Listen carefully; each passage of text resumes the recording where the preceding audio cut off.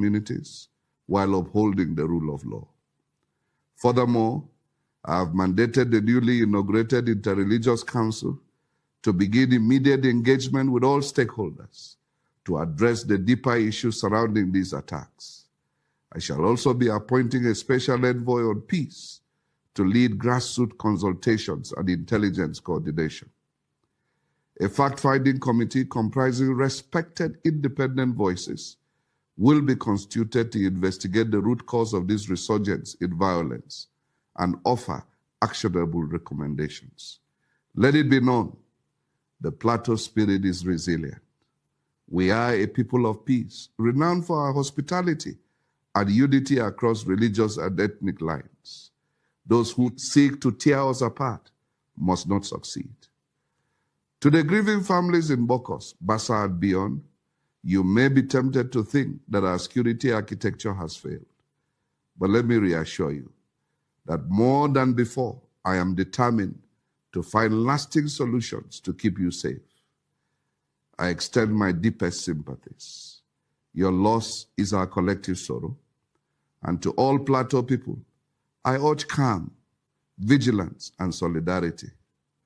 Report suspicious movements, cooperate with law enforcement agents, reject retaliation. Justice will be pursued with resolve.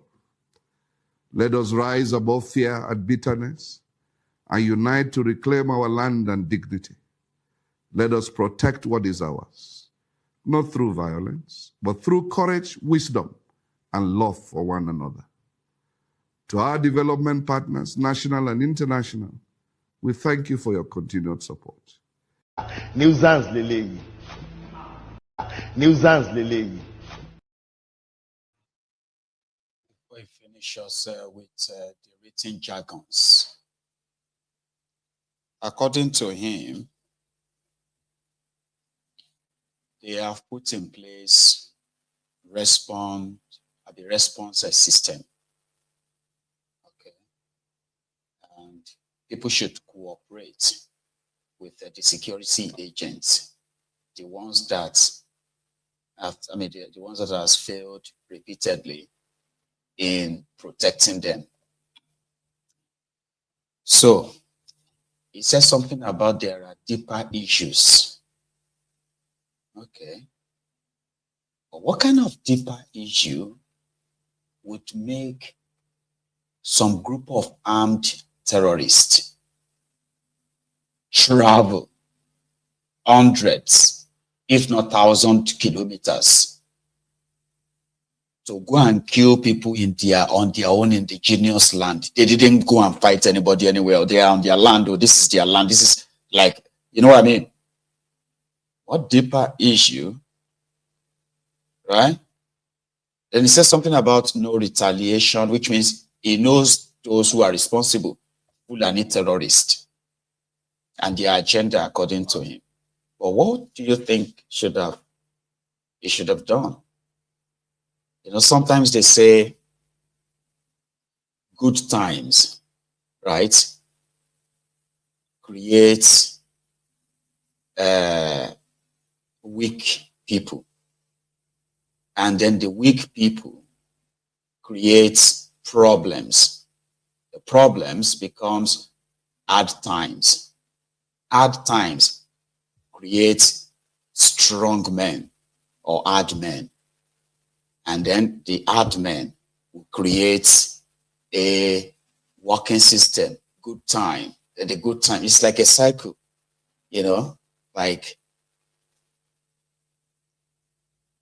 yeah, like a cycle, right? So people were killed, right? And these are not people who went to fight anybody. They were killed by a group of, you know, so don't retaliate. So what would you have done? You see, Nigeria is an unreal place. It's a fraud, it's a lie, where people are expected to pretend, for example, like they are a federation, okay? Now, these times should normally create, these hard times should normally create strong men, hard men like that, you know, strong people, intelligent people. And it's also the time you can go on that TV right there and, and tell people and say, I have developed a bill, because this is how we are going to solve this problem. I've developed a bill. And that bill, right, is to give every Plateau State resident and, indigenous or whatever it's going to be called, those of you who are from Plateau State, to give you what is called the state temporary gun license, whatever name they want to call it, in which qualified people, that's going to be the below, qualified people can get temporary, this caliber of weapons to defend themselves if they have to. So they will call lawyers here and they put the entire jargons that will make it look like, oh yeah, this is like a law. Then go to your status of assembly, pass it, and then go on TV and say, as people of a Plateau State, so that this will easily just expose the fraud called Nigeria. That moment, if the federal government that controls all the security agents and but fail to provide security for you, now decide to come for you. At least, I think there will be more than Plateau State people that will be behind you. Then it will take them more than just screaming or trying to dethrone you to change that law. But guess what? That can give a bit of a temporary freeway, because the Fulani terrorists and all terrorists, they do not understand dialogue. You don't dialogue with them.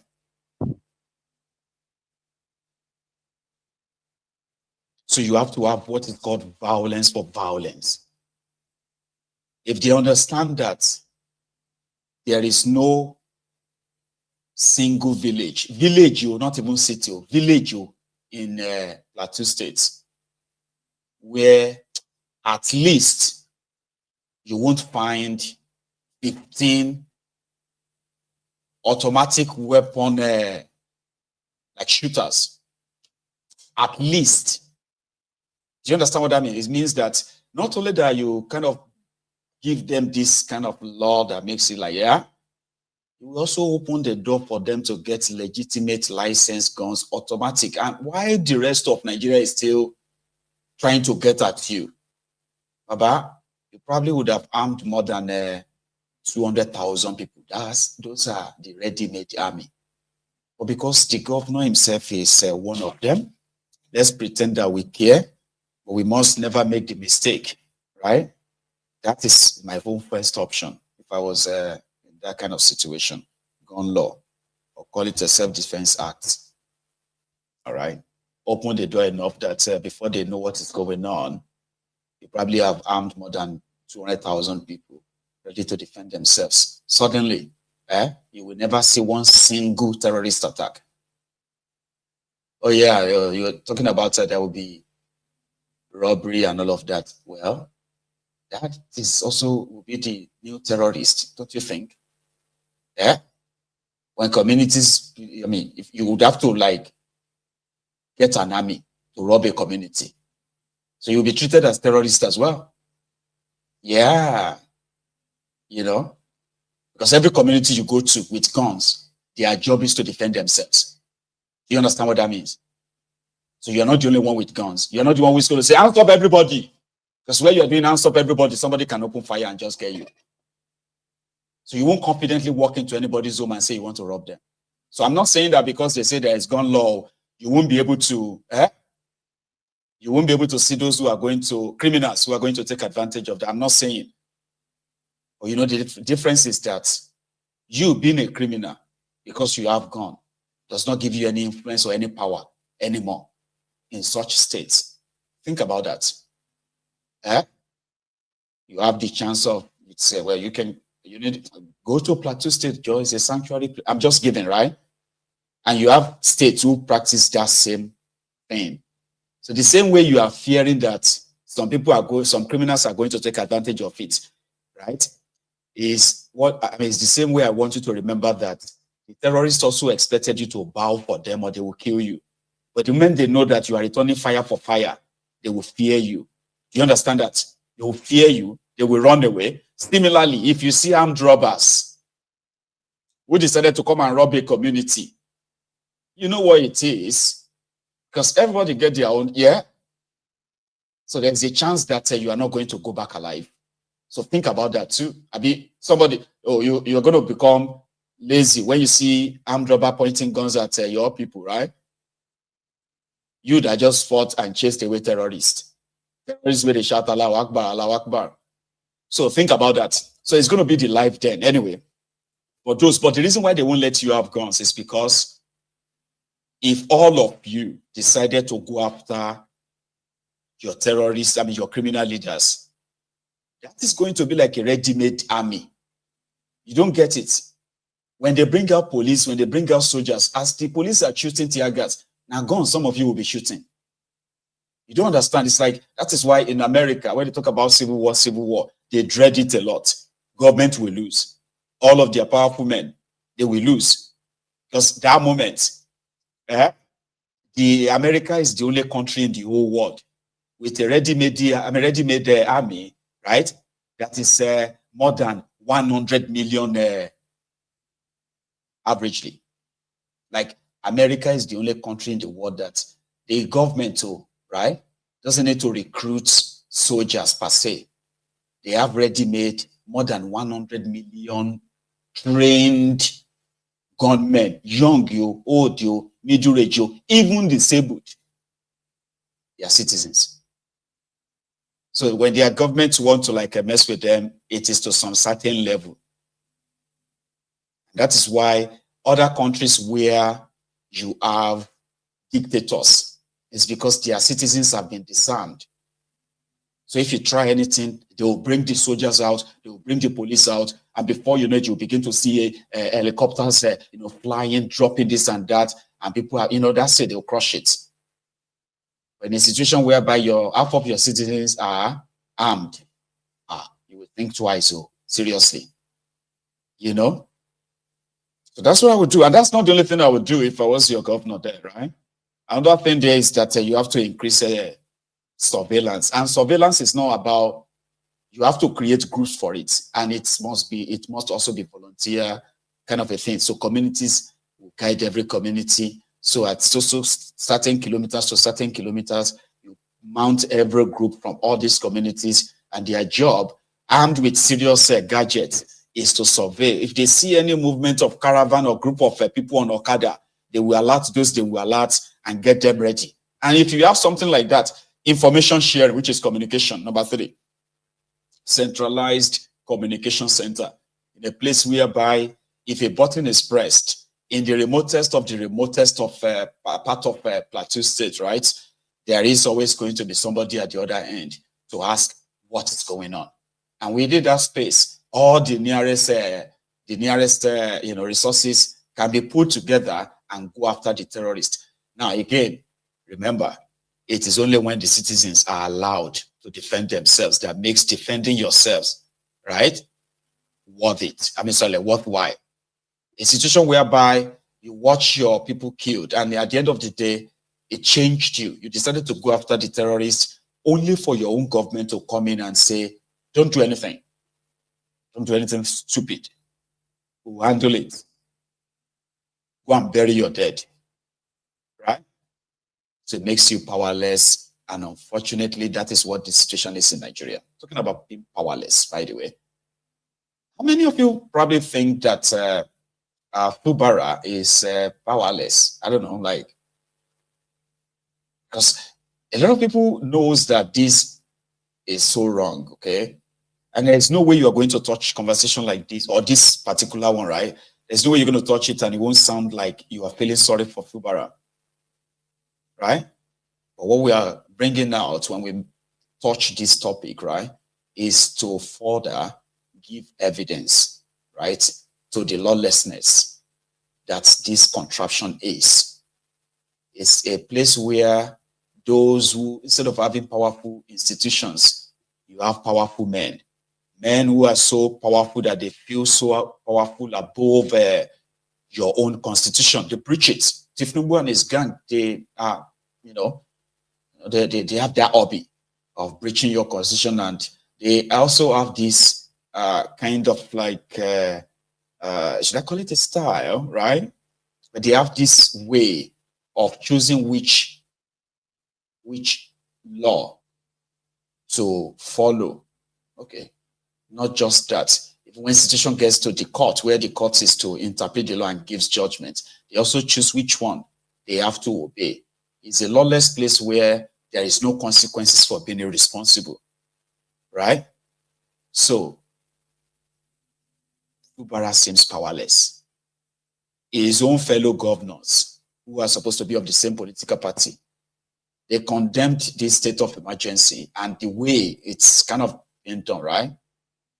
Then we have read so much about the way it is intended to further humiliate him with the weakest men who were like supposed other party in this whole melee. They are gradually getting reabsorbed, reallocated in appointments here and there by the sole administrator appointed by Tifnubu. So yesterday when the news broke that Ibas, the sole administrator of River States, had summoned Fubara and his deputy, it was, I mean, people took that with mixed feelings. Like, what the heck? Under which law? Like, Fubara still gets immunity, by the way. Like, when he's suspended, there's nowhere in the Nigerian law that a president can suspend a governor. Never, nowhere, okay? But he has done it. He has appointed somebody who is now acting like a governor. And the people are supposed to believe that they have a democracy and not a dictator, kind of like, So there's so many questions. They've denied it, though. They said, no, that's not true. Ibas, I don't know what they call him. They call him Governor Ibas. What do you call him? Rivers people. What do you call this man on the right? Ibas. Do you call him Governor Ibas? Abi administrator? Abi you just call him sole administrator? So if you are a Riverian on this platform, you can please answer that too. Or you probably shouldn't answer it. In case if you don't really call him anything, right? So they have now started the competition of protests. Okay. The Werewi case man says they are fine with what he's doing. But they are the ones who are asking him to investigate Fubara. So in that fake news that Ibas, the sole administrator, okay, thank you, Director Scott, sole administrator for River State, that he had summoned Fubara, that Fubara must come and give accounts of all his appointments. And the deputy governor must also come to provide documents to show that she is not involved in all the the appointments made by Fubara, because that kind of like that letter as well looked so, was horribly, it was like horribly written. Even me, we be say, no, please, no sabi speak, this your Queens and what have you English like this. We're not too sabi speak English like this, yeah? I could easily tell the caricature right up. It's Nigeria, so have you seen Monday Okpebolu's official letter before? Yeah, the Okwedo of Edo State. Have you seen his? No, it's so kindergarten, but again, right?